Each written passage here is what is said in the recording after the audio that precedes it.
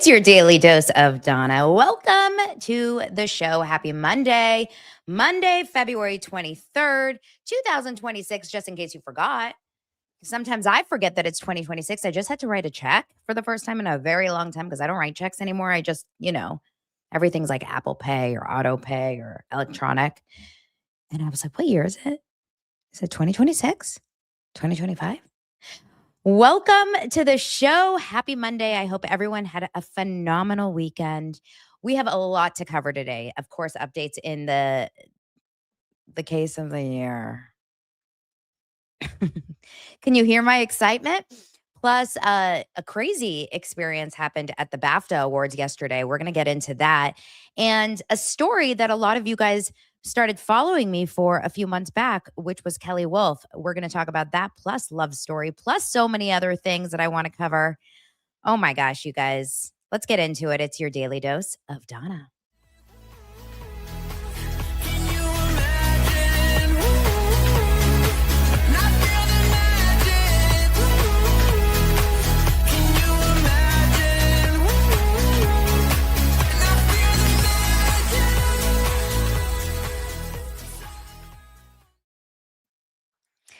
Hello, hello. Welcome to the show. I remember going to Club Med when I was younger. I've gone to Club Med now like a few times throughout my life. That was my first like very big vacation that I can remember when I was 6 years old. I went to a Club Med with my dad. But just in the last few years, like probably about now, it's probably almost 10 years ago, we went to Club Med Ixtapa, which is down in Mexico. And so much fun, right? Beautiful. And every single night there was like the head entertainer, and she always used to go, hello and welcome to the show. So welcome to the show. In Club Med, all of the, I forget what they're called, GOs? No, what are they called? The people that work at Club Meds. They come from all over the world. I love them. They're so fun. You guys, I hate to be in a tank top when 90% of you, I feel like, are under snow. Not really, because here in California, it's not snowing, but you guys a lot of you are in the East Coast. Let me know where you're watching from, either now or in the replay. It's a really, really crazy day out there. Molly, my friend Molly Dare, lives in the Jersey area, and she woke up with the craziest blanket of snow, like feet of snow just all over her yard. And I look at that and I'm like, it's so beautiful. And then also, I'm so glad I don't live in it. Not that I wouldn't want to be there like right now. If you have a snow day and you don't have to go into work and you don't have to go into school and you don't have to like commute or get anywhere, great. Bring it on, right? As long as you have a warm home, and a potential fireplace, maybe a cup of Joe and Daily Dose of Donna on your local TV, then great. But if you got to go somewhere, if you got to get in your car and drive somewhere, or if you have to pick someone up, or if you have to take someone to the hospital, like God forbid, right? God forbid. So awful. But it's pretty. It's pretty. Anyway, I hope everyone is staying warm and safe in these crazy times that we live in here in 2026. 2026 really started off with a bang. And I would say if if you're in New York or in the East Coast and it's cold, then that's got to be hard. But then if you're in Arizona and you live alone, that's got to be harder too. Because apparently you just get snatched up in the middle of the night and then people just move on and stop talking about you. Listen, I am a big fan of letting a story die when it's ready to die. I know that sounds weird considering you guys all watch me talk about Blake Lively and Justin Baldoni for about 475 days and counting, because that ain't over. But the Nancy Guthrie story is one that like I am on the precipice of letting die. However, the questions still pop up. And I think to myself, like, how can we do this to Nancy? I can't do this to Nancy. I mean, it seems like everyone else is doing it to Nancy, but I can't do it. Zach Peter can't do it. Okay. We have to stand up for Nancy, because who is? Just the two of us, Brian Enton and JLR Investigates? That's who's left. No one else is left on the case. So we're going to get into that story. It's a frustrating situation watching the sheriff bumble and lie and freaking mess things up left and right. And then you think to yourself, like, if this guy's in charge, then you're screwed. And I have some stories and some videos to show you kind of how law enforcement is really, they're really ruining the case and actually potentially could be responsible for the potential of never finding Nancy again. Um, it's really a strange situation. And I think you would feel this way. Well, most people I think would feel this way, even if this was a no name, non-celebrity mother. But it's the fact that we have the whole family that is famous, or Savannah is famous, that we had all the media attention of everyone in their mothers literally watching, and you still get no answers. I think that's where I'm like pulling my hair out kind of energy, right? Because if you guys remember when that girl Hannah Kobayashi, I want to say that is how you say her last name, went missing. Remember that crazy story, right? She went missing from LAX, and her parents, her family were like, where is Hannah? This is so unlike her. Hannah never does this. Oh my gosh, Hannah needs to da da da. Well, number one, we saw the mother, and the sister all the time, and then freaking in the most tragic turn of events, the dad, who was very active in the search, ended up, you know, ending his own life over the torture of his daughter being missing. And this was with national media attention. So it was such an awful, awful story. But I felt like we were very aware of who Hannah was without even having a celebrity involved. Now here you go with Nancy on the other hand. And remember, by the way, that Hannah girl, I still don't understand what's going on. She literally was like found in Mexico. She decided to like up and leave on her own. She wasn't held. She wasn't kidnapped. She wasn't in danger. She just literally decided to go to Mexico. We still don't know the story. Does anyone know the story of Hannah Kobayashi? And then, yes, when she came back, exactly. Who said this earlier? When she came back, they found her and they were like, okay, no comment. Let's move on with life. No, I want answers. Don't you guys want answers to these crazy stories? Like, where's the documentary about Hannah Kobayashi and her poor father, rest in peace? Just unreal. So the question is Nancy alive, safe, or dead? Look, I talked to so many people over the weekend just in normal situations. I went to dinner on Saturday night with our friend Zach Peter and Stu, Chef Stu. Had drinks with them. I went out with my sister earlier. I was at baseball all day yesterday talking to every single, all the moms, all the baseball moms. And I'm talking to so many people just on a day-to-day at the gym, this and that. And like, I would say 99.9% of people are like, she's got to be dead. And I don't say this in like a mean, insensitive way, because if anyone's insensitive, it ain't over here. We care about Nancy. But it does feel like, come on. What are we waiting for the 1 month mark to officially like call it what it is? Come on. Now, if you guys saw my video on Saturday morning, because, part of who I am is not being able to move on. I hyperfixate, right? So thank you to all my hyperfixators that are out here. I did release a video on early Saturday morning where I was very confused and frustrated. I'm not going to make you guys rewatch it, but I was very, very confused and frustrated about this one thing that actually former FBI agent Jennifer Coffindaffer, I could be saying her name wrong, who I, by the way, follow on X just because she is an FBI agent, covers these cases. We were on different sides of the spectrum when it came to Karen Reed. So that was a hard time. It was a hard time for me to follow this FBI agent. She believed Karen Reed was guilty. I am very strongly in belief that she wasn't.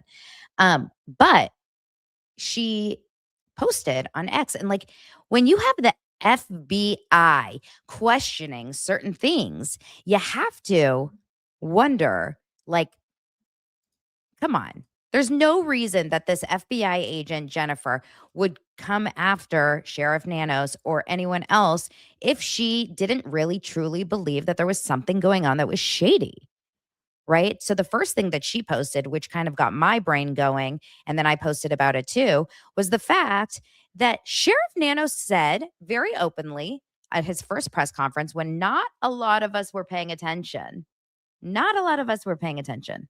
He did say, when I went to her house on Saturday night, I'm so confused by it. Well, here's a little video just in case you're wondering what Sheriff Nanos actually said, but I did post it already, but here it is from Jennifer's X account. Gladly answer those at that time. But it really is about getting our partners out there. To be fair, when we went to that scene the first night, Saturday night, it was just us. Saturday night, it was just us. And then, of course, we have this, which is from the portal, and it says January 31st. Okay. Now, another reporter, Mike Ruiz, who's like very much on top of this whole case, says that that date is in reference to the video date range in which we are requesting for the public to send us a video. It has nothing to do with the missing report timeline. It's simply for evidence request purposes. Okay, that does not make any sense, and you know it, and I know it, and everyone knows it, and it's like me, it's gaslight 101.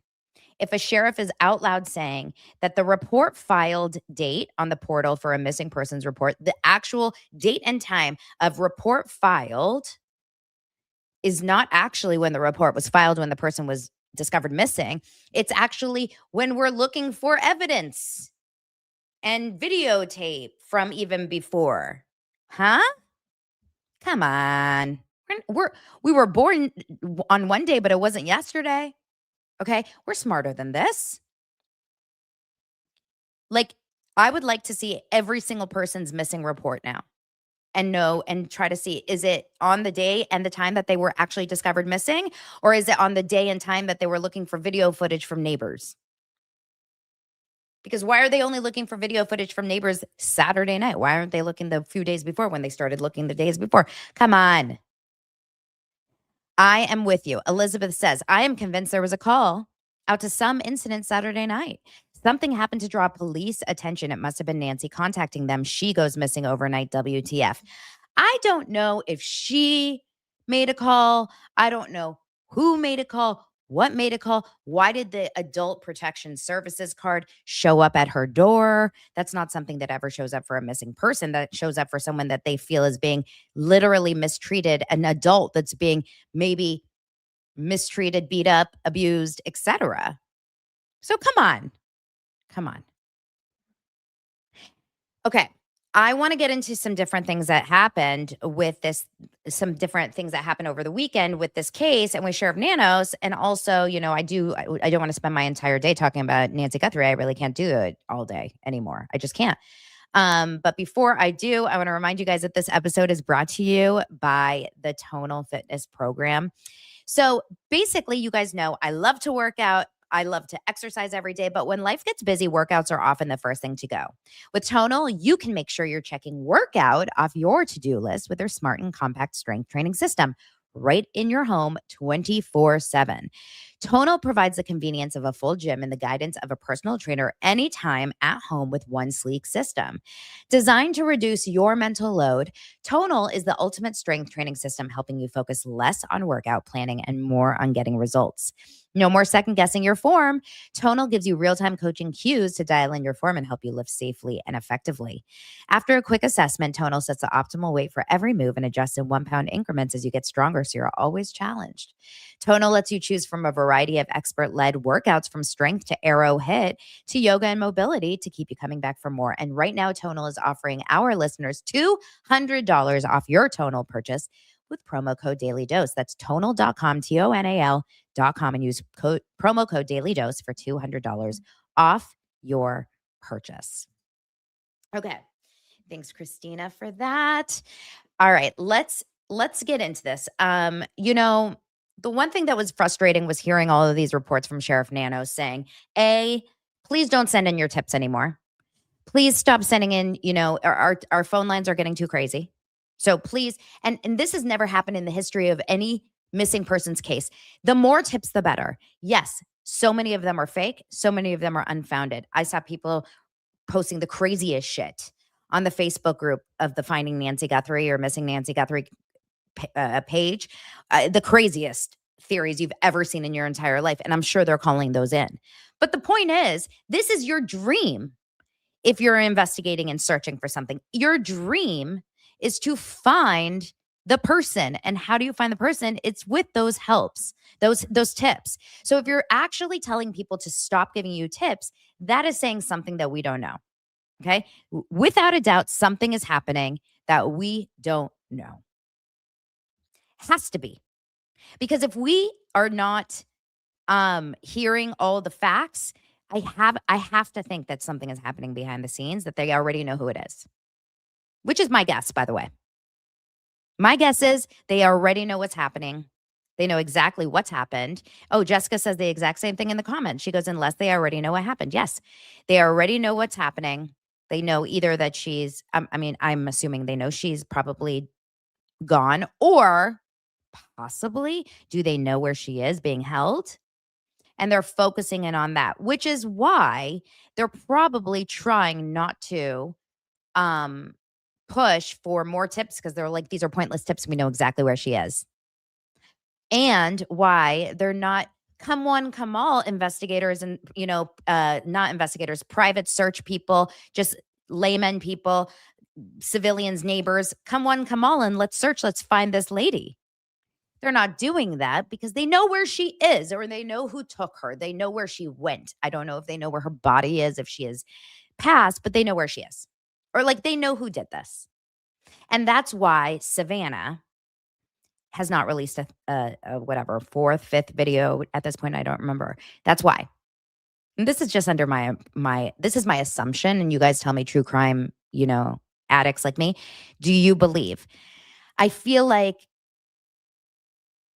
I was assuming by the end of the last week that by this point, we're going to get a video with Savannah, maybe with Annie and Tommaso as well. We're going to have some activity. We're going to feel like we're getting closer to the search, or she's just going to say, thank you so much, or, whatever, but nothing.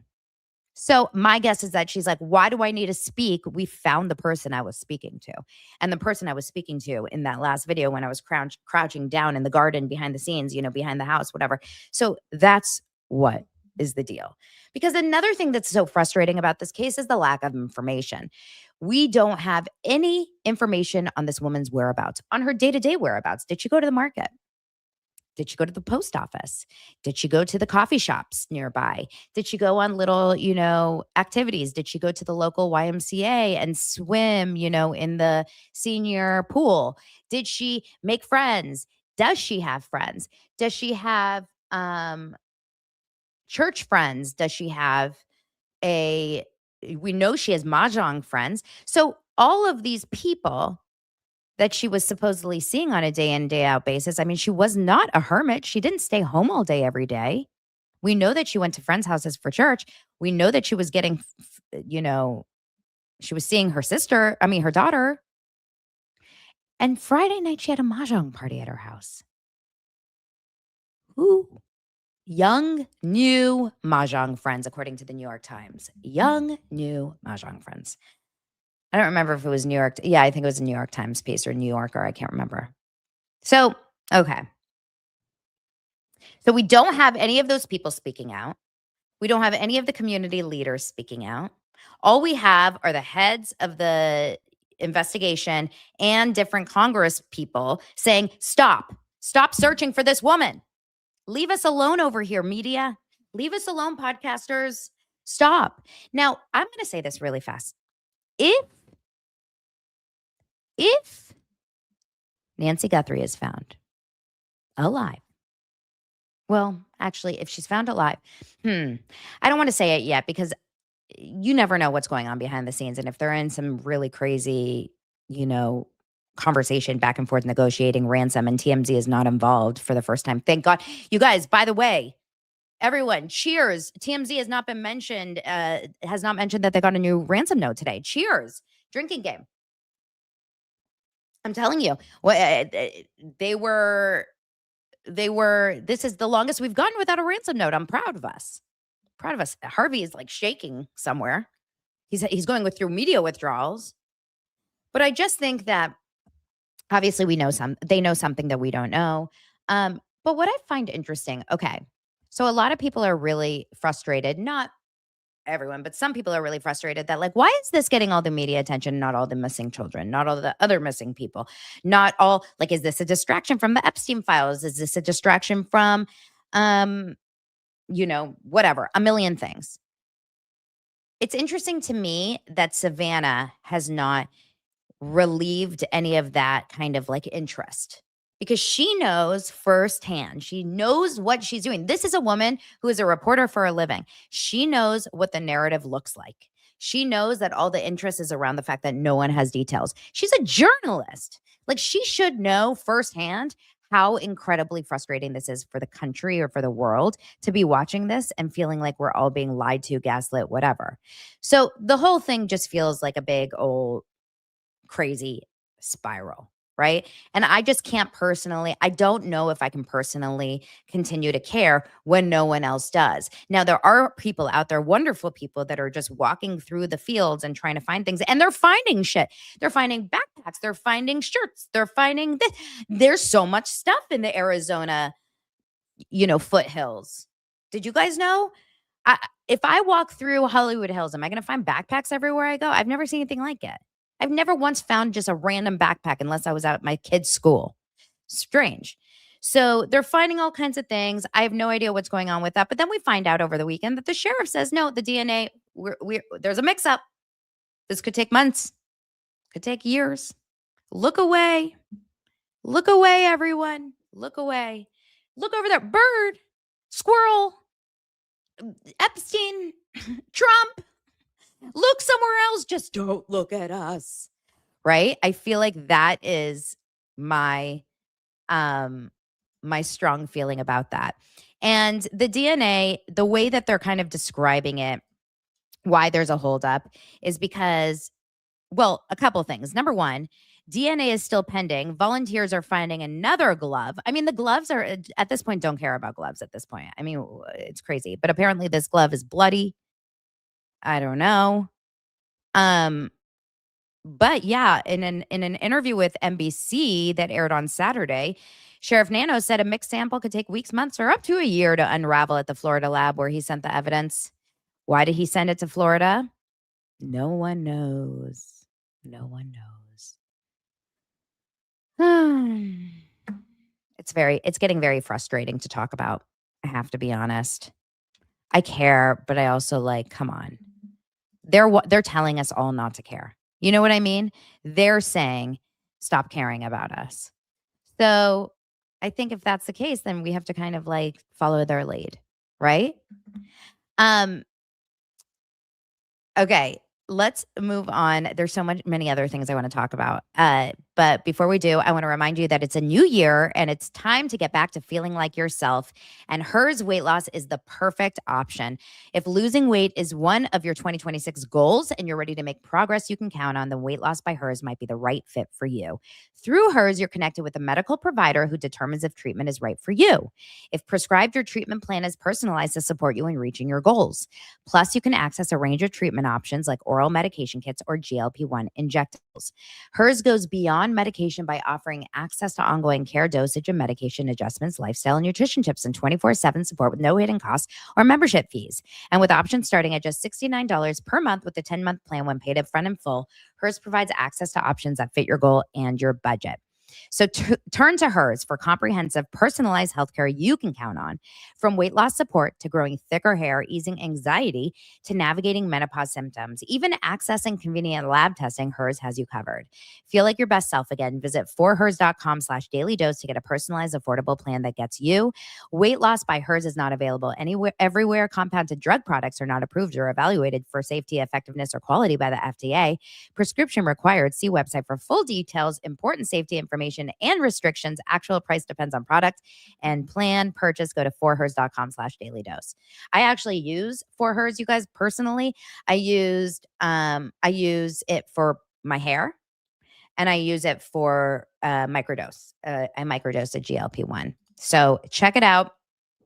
It's a very, very easy to access, easy to work app. Thank you. All right, let's go on. So Nick Reiner today showed up in court for the first time. We hadn't seen him in court. We hadn't seen a picture of Nick Reiner only sketches since he showed up at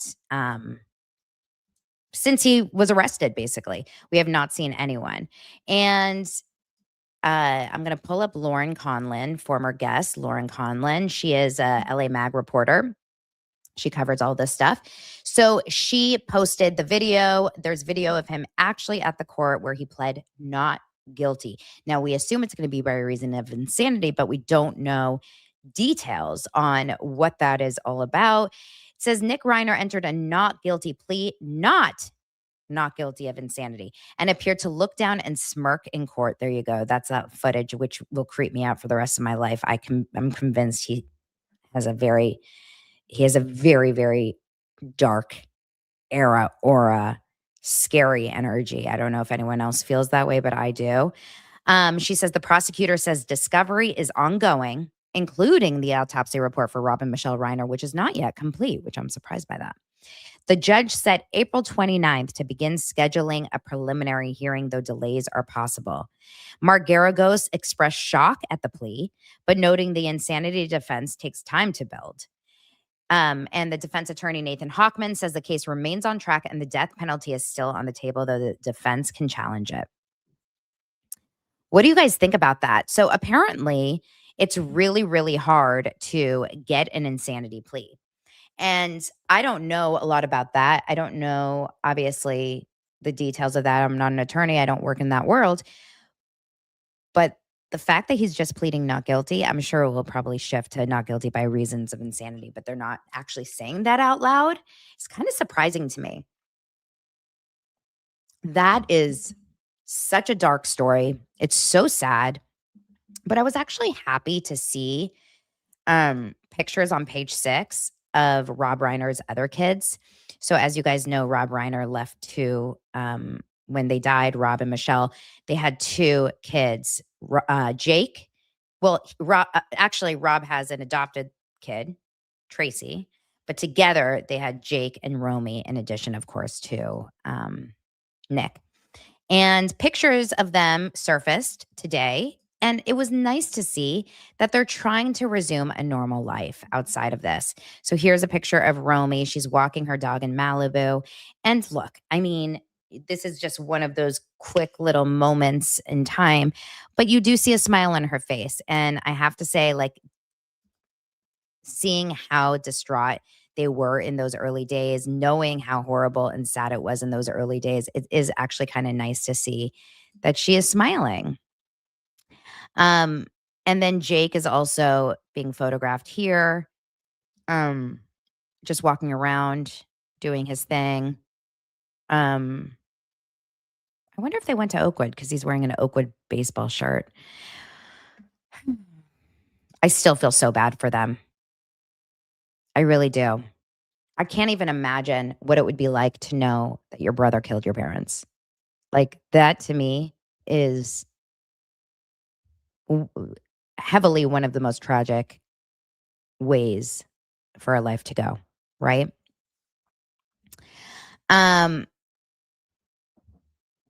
Okay. Thank you, Micah. In California, insanity is a defense.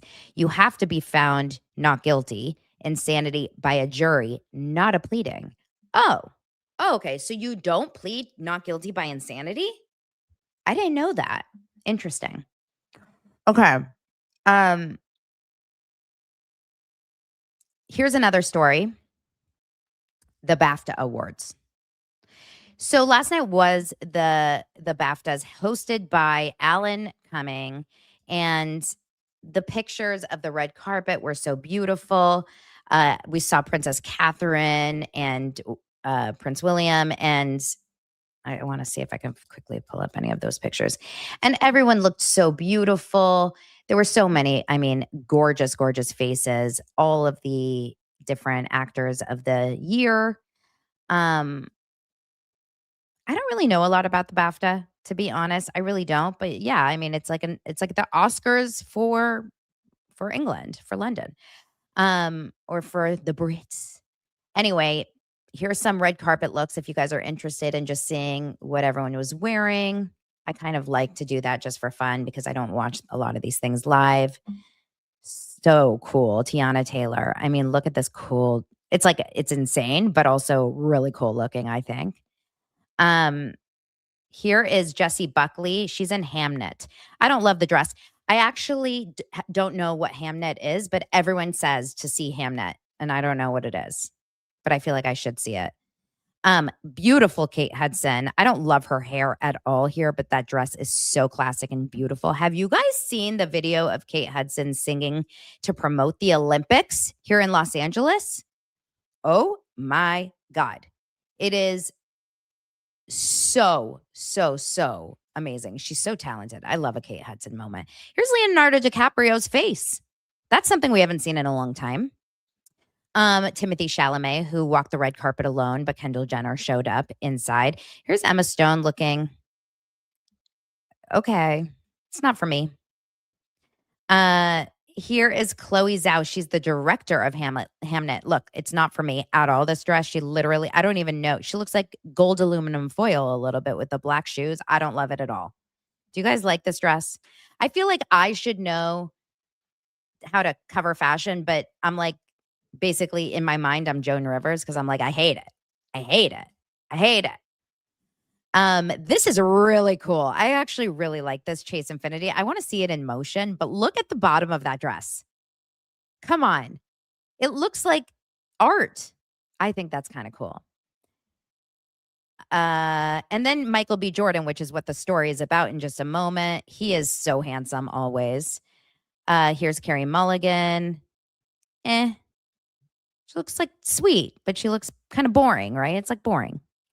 Okay, is there anyone unreal? This blue is gorgeous. I don't know about the dress, but the blue, the color is pretty. Wunmi Masaku. Okay, Jennifer Goodwin. Listen, I like Jennifer Goodwin a lot, but I just struggle a little bit with like her vibe. Catherine Hahn. No, not for me.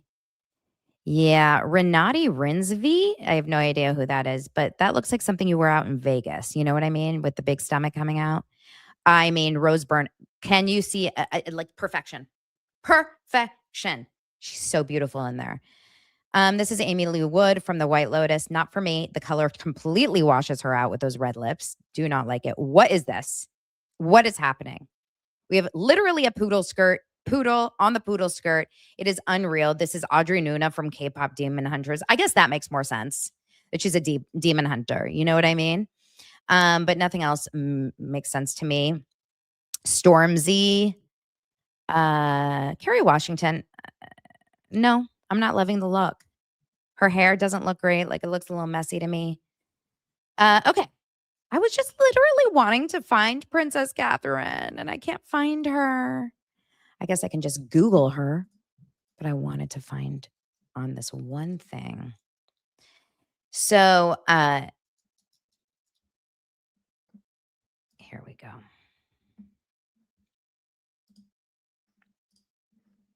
I think she looks so stunning. Just beautiful, just classy, just pretty, and she looks warm and she looks healthy, which is good. Okay, I love this. She re-wears a Gucci gown. So this is a reworn dress. Oh, that's awesome. I love that so much. She last wore the Gucci evening gown at the 100 Women in Finance Gala dinner at the Victoria and Albert Museum in February of 2019. See, this is so, I love a resourceful queen. Okay. At the BAFTA Awards, which I didn't watch. Did any of you guys? Is it even on TV? At the BAFTA Awards, not allegedly, this has happened. During a moment where Michael B. Jordan, who I just showed you, and Delroy Lindo, another actor, are standing up on the stage. What were they? Or they were presenting the award for Best Visual Effects. And eventually it went to Avatar Fire and Ash. Well, there was a Tourette's syndrome campaigner, John Davidson. Okay, I do not know who this guy is and why he was even at the... Oh, he's in a movie? Is that what it is? It's a documentary. Okay. John Davidson he's in the movie I Swear. And according to this write-up, I Swear is a 2025 British biographical comedy drama directed, written, and produced by Kirk Jones, and it's based on the true story of John Davidson.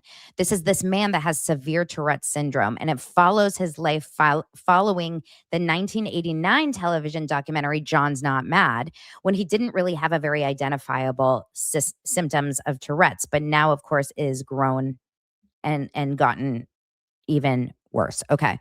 So this is what the movie is. It's not a documentary. It's a film. It's like a scripted film based on this guy's life.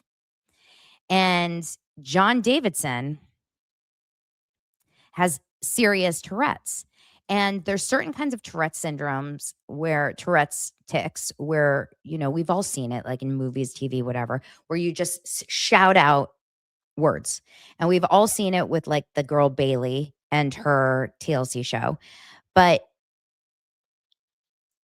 I remember watching like Dr. Phil or Jerry Springer, I don't even know, when I was younger, and they scream it out. They scream out like obscenities, whatever. So as Michael B. Jordan is standing and doing this, having this moment to present this award to visual effects, John Davidson, who is in the audience, started to make a number of offensive comments the entire night. But while these two men are up on the stage, these are two Black men, he yells the N-word. Okay?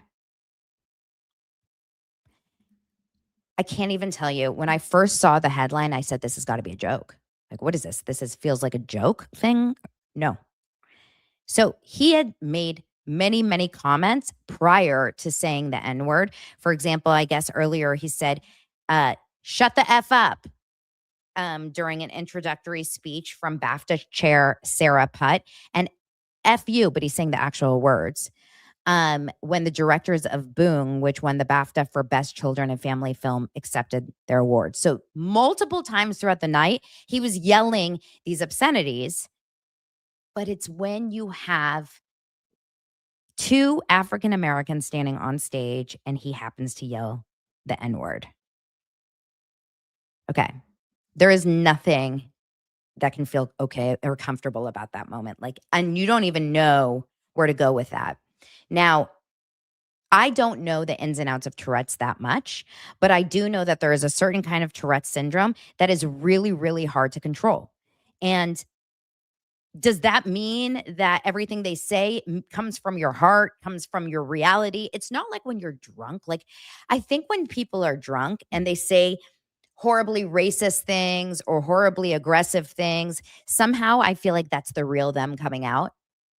But when you have the mental illness like this, are you able to actually control what happens and what you say and why you say it? And I hated every second of hearing this story, because it's got to be the most horrible feeling in the world for two men who are standing there just doing their jobs, presenting, enjoying their life, and then being yelled a word that would make everyone feel offended, and especially at you, right? That would be like think about any slur, right? But these are horrible, horrible things. And the whole experience is just so uncomfortable, right?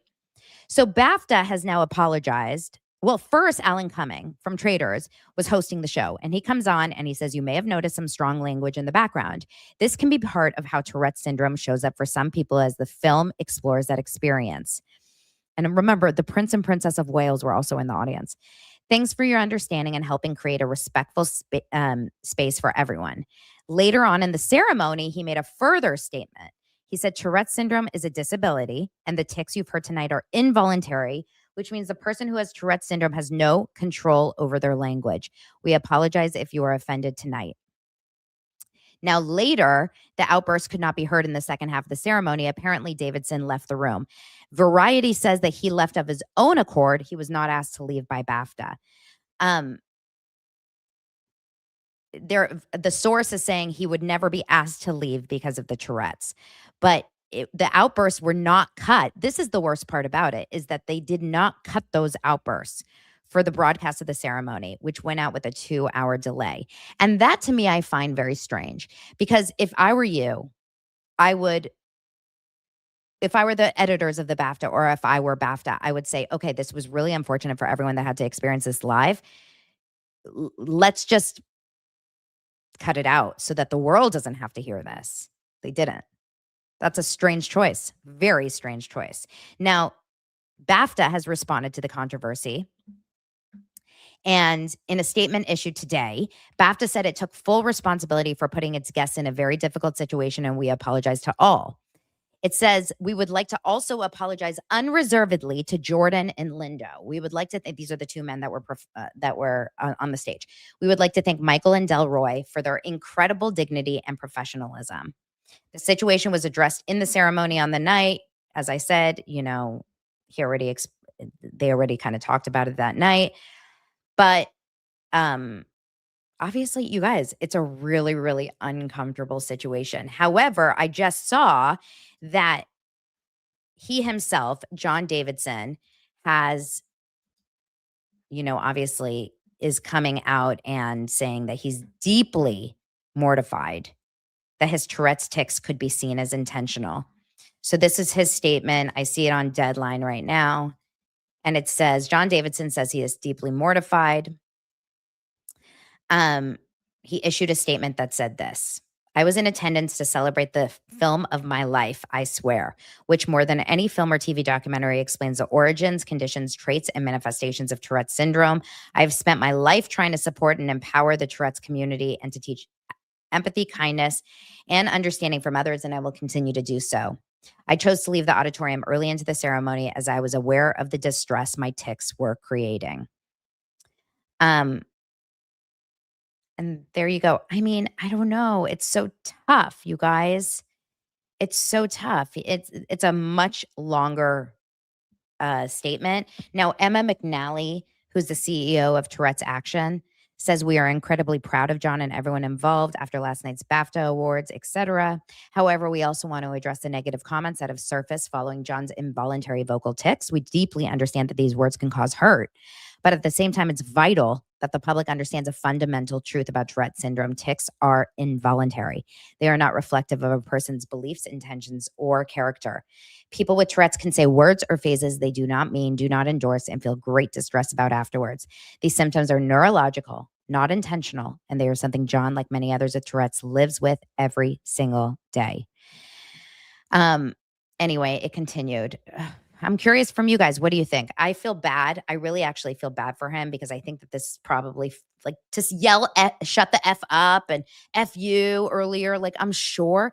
But at the same time, it's just awful. The whole experience was just awful. And the BBC really should have edited out the moment, which Ariana says in her super chat. Thank you so much. She says the BBC should have edited out the moment. They also did not apologize until 1.5 hours later. BBC dropped the ball big time. Yeah. They absolutely did. And I feel really bad for all involved. I feel bad. Thank you so much for the super chat. I feel so bad for the two men that had to hear that, for the audience that had to experience that, for everyone else that got interrupted, and for the man that had Tourette's or has Tourette's, John. Like, I actually feel bad for all involved. It's an unfortunate situation all around. Okay. Guys, in some exciting news for anyone that has been following this story with me, and you guys have been here from the very beginning with the Kelley Wolf story, I'm going to give you guys a little bit of a background of what happened and why this is a story, because I posted it on Friday and I was so happy to see this. And I got so many DMs from people, I guess, that are new with me, that are so confused. I don't get it. Why are we posting about Kelley Wolf? Why do you care about her? Why are you so happy? Whatever. So just a reminder, let's go back to June of last year, June 11th, my birthday. Scott Wolf, actor, Party of Five actor, but has been on a bunch of other things, was married for 20 some years to this woman, beautiful Kelley Wolf, who's a former Real World contestant.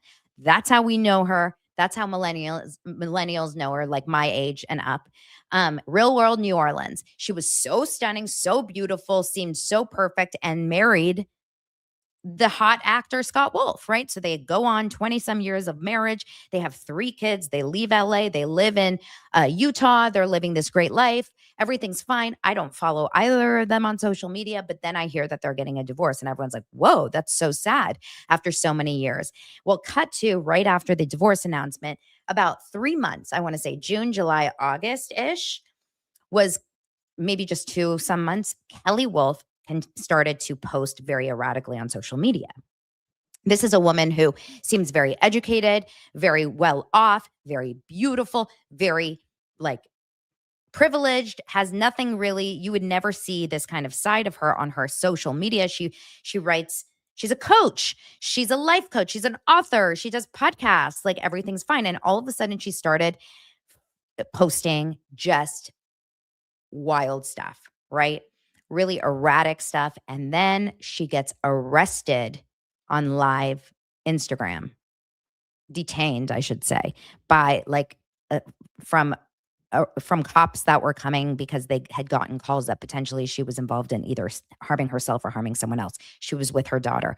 That was like the beginning of what is going on here. And then it turned into like a daily, multiple times daily series of her showing up online, posting a lot, posting live or just going on her stories and sharing with the world that she was now single, dating all these guys, drinking, smoking, living this like kind of really erratic lifestyle. And everyone got the sense from watching it that there was clearly some sort of mental situation going on because it felt like she was out of body, right? It felt like she was almost, I mean, I'm not a therapist, but my therapist bestie said she for sure probably has some sort of bipolar and she's not being medicated at the moment. She's not taking her medication. Whether or not this was already something that was around or not, we don't know. It was very, very, very erratic and very uncomfortable to watch, to be honest. And we were covering the story here because it was top news story. It was all over People magazine. It was all over Page Six, etc. And I felt so bad for Scott. We all did, right? Scott Wolf is this now alone father who's now single, who's watching the mother of his children who are still young. They're like teenage and up down to like 9 years old, see their mom publicly post all this crazy stuff. And it was really probably very hard for him to kind of hold down the fort. And it kind of crescendoed or I should say like climaxed here on my show when I went live and we were watching her Instagram live because she went live on Instagram and Scott had brought the kids over to her house, the 2 younger kids. And she was just, it was bad. That's all I'll say. It was really bad. It was really hard to watch. It was really sad and really traumatizing. Like I felt like it was traumatizing for me and it was traumatizing for everyone that watched it. Definitely traumatizing for the family. Soon after that, she got arrested. She got arrested like 2 times in this period. She got put into like involuntary psych holds. And she finally was, after getting arrested a few times, after trying to like get into her house, like live on Instagram, get into her family home and try to break in, like it was really wild. She ended up finally going and getting help. And it felt like it was never going to happen. It felt like she was never going to commit to getting help. And all I think Scott wanted and her family wanted and her kids wanted was for her to get help. And it was really, really sad. But she finally went quiet online, which to me was a sign that she is in a place where she has no access to her phone or she has limited access to her phone. And she would post like a social media story once every month, maybe, but it would just be like a little story and it would be a positive thing. It wasn't like all that erratic posting that she used to post. Well, slowly she started deleting every single one of those videos that you would post during her episode. And I'm so glad that they're not accessible anymore because they were really rough to see. And I'm sure once she started taking medicine and getting help, she probably was able to recognize, like, that's not me. I don't even know why. Like, I feel like she literally lost her sense of like who she was. Friday night, Friday afternoon, I'm driving home and I get into my driveway and I open up Instagram and this is what I see. And it's a video and a picture of Scott, of Kelley, and of their 3 kids together at Universal Studios. And this is the first time we're seeing her. Now we're almost in March, since August something. I can't tell you how many feels it gave me. Like, I almost felt like I wanted to cry. And I don't know if anyone else had this reaction to it. They had the song on it, it's times like these you learn to live again. It was such a moment of like, oh my gosh, miracles can happen, healing can happen, people can actually get healthy. I don't believe they're together anymore, but they're together for the family. And he writes in the caption, healing. I have no idea what's really going on behind the scenes. We don't know. Is she in a facility still, or is she home? Don't know if she's staying with her family or she's staying at home with the kids. We don't know. It doesn't really matter. The point is that for one moment, after seeing such horror in this family, you see them together, like looking happy, looking good. And yes, they stayed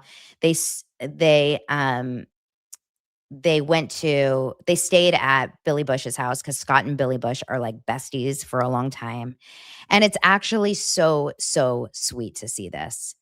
I have to tell you, a lot of people gave me a lot of hard time when I was covering the Kelley Wolf story. And they were like, you're so insensitive. Why are you covering this? Why are you covering this? Listen, I hate to say it, but sometimes we have to do these things when you do what I do, which is cover celebrity stories and scandals and true crime and all these things. Like, sometimes you have to cover the things that are uncomfortable.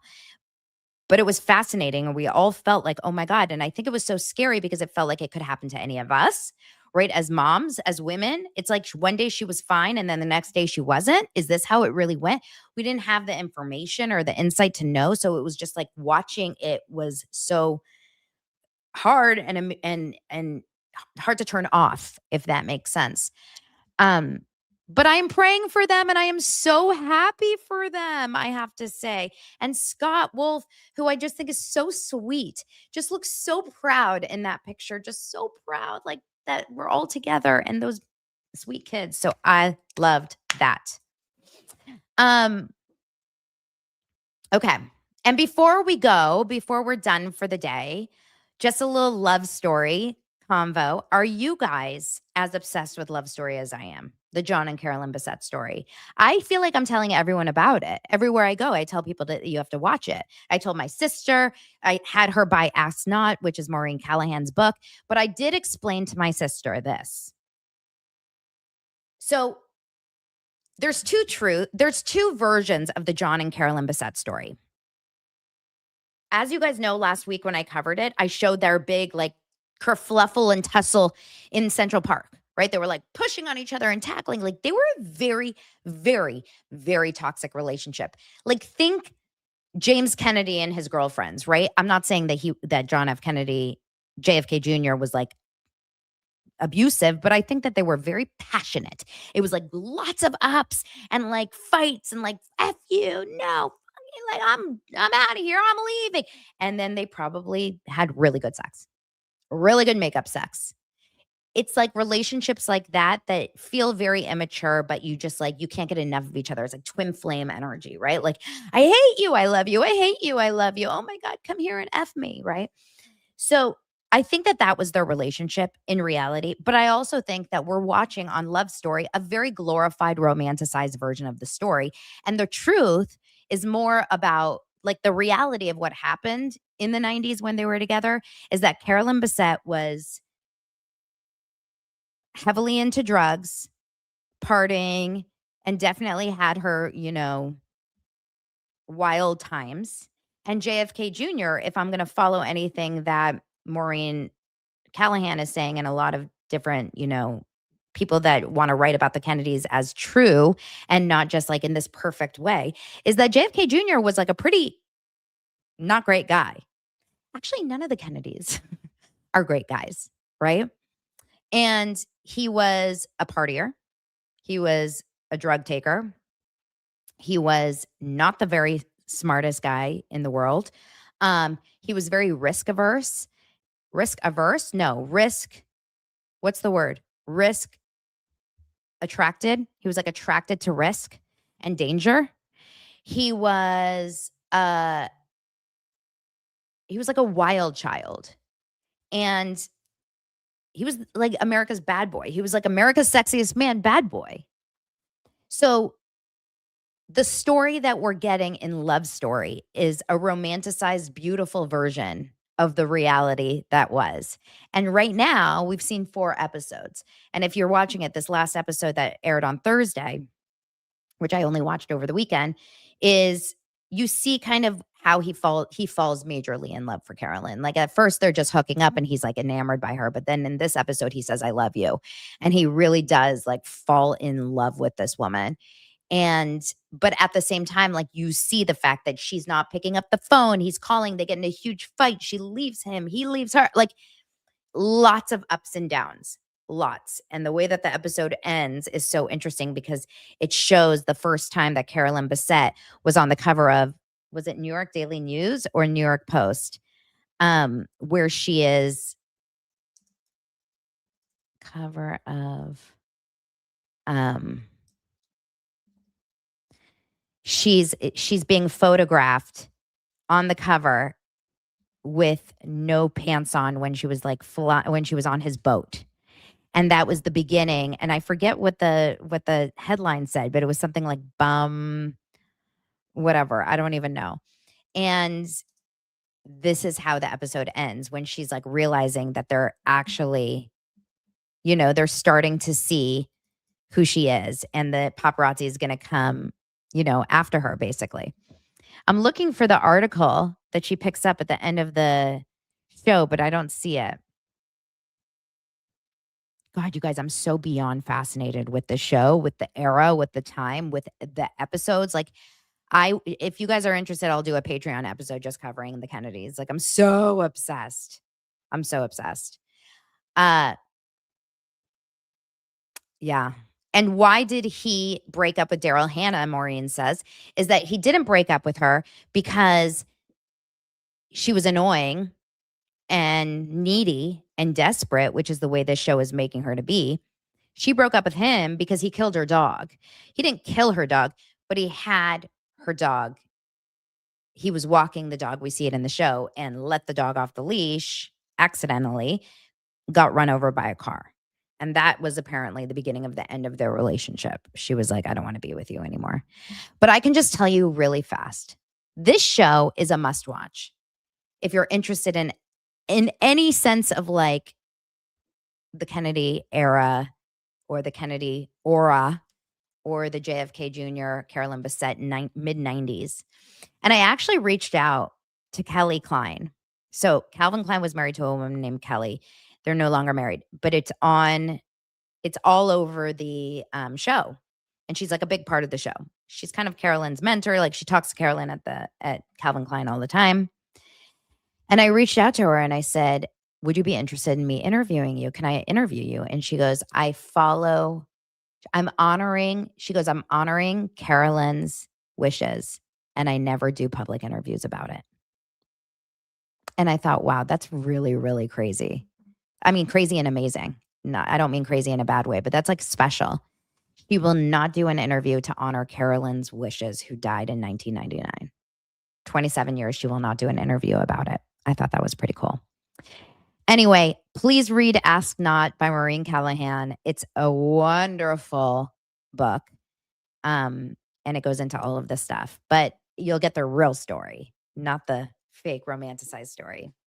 Anyway, I adore you guys. Love you. Thank you so much for being here. Lots of topics we covered, and I will talk to you guys tomorrow. Thanks for subscribing, liking, giving a 5-star review or rating on Apple Podcasts and Spotify. Share it with your friends. Talk to you guys later.